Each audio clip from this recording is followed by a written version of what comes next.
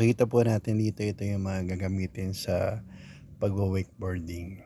Yan, iba-ibang klaseng design, gaganda oh. Ito yung mga ginagamit ng mga nagwa-wakeboarding dito. Siya nga pala, mura po ang pagwa-wakeboarding dito. Very affordable. Yun, galing siya oh. Yan. Malinis po ang tubig dito sa CWC. Ayan. May mga lugar din dito na pwede ka mag-unwind.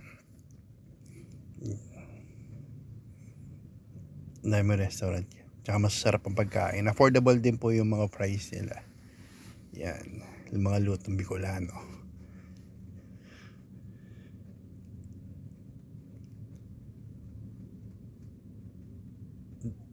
Pumunta kasi kami rito medyo hapon at saka makulimlim, kaya hindi pa siya gano'ng kadaming tao.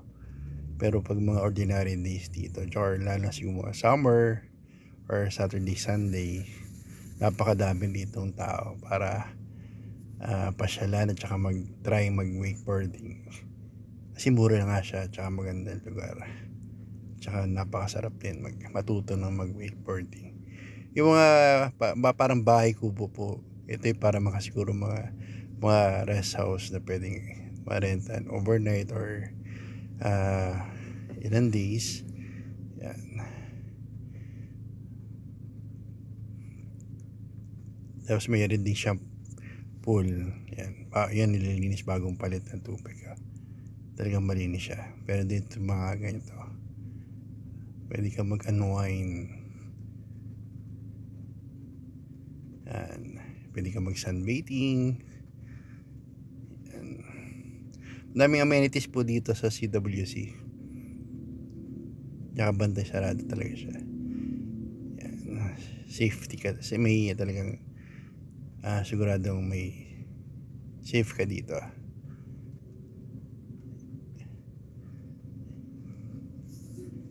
Yan. Ito yung mga pinag-wakeboarding. Yan.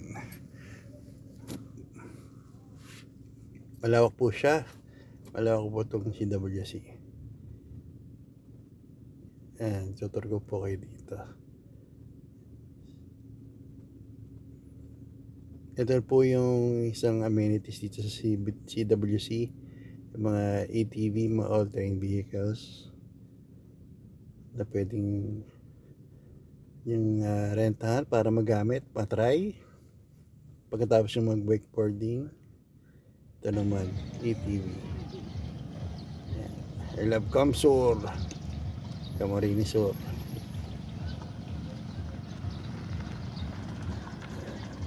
Yung meron din po yung mga sa pambata na mga bike. Hindi ko lang alam kung ano tawag sa ganyang klaseng bike eh. Scooter siguro kung hindi ako nagkakamali. Yan, tuwan-tuwa yung dalawang bata.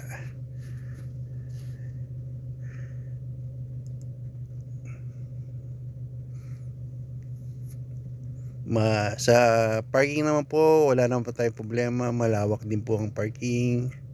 Dun sa kabila, nililinis po para gamitin din kung sakali mapuno ata doon sa isang lugar. Pero madaming lugar na pwede ka mag-burger. May mga stage siguro po yan. Pero pang beginners, meron pang midget, pang extreme siguro, yung pang long uh, long wake para sa wakeboarding.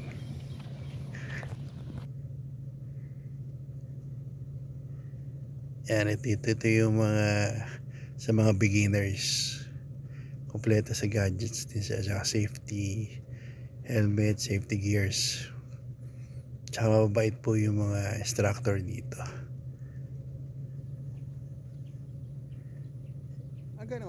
Hindi ka pwede gumamit or mag-try kung hindi ka susuot ng mga safety jacket, safety helmet. Yan.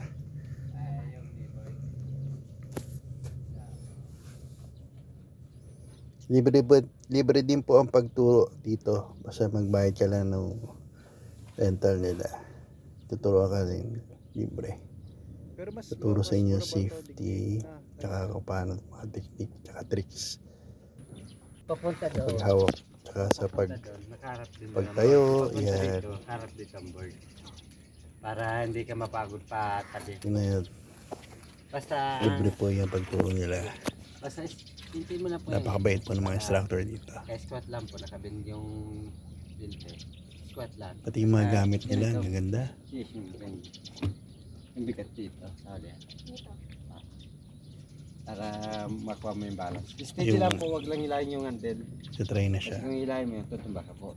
Yan, isimula na. Saka ito, pantay lang po dito. Ganyan, saka yan. Saka ito, pantay din yung ganyan. Oh, yun. Sige po. Talagang hindi siya Basta, tinitikil lang hanggat hindi matutunan nung mag-aaral mag-wakeboard. Yan na, magsisimula na. Ready, get set, go!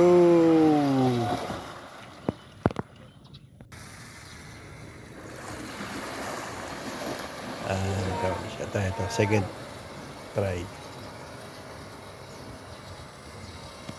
Nakuha din niya.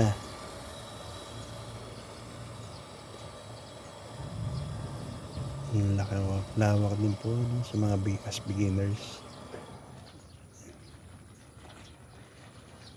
Di ba?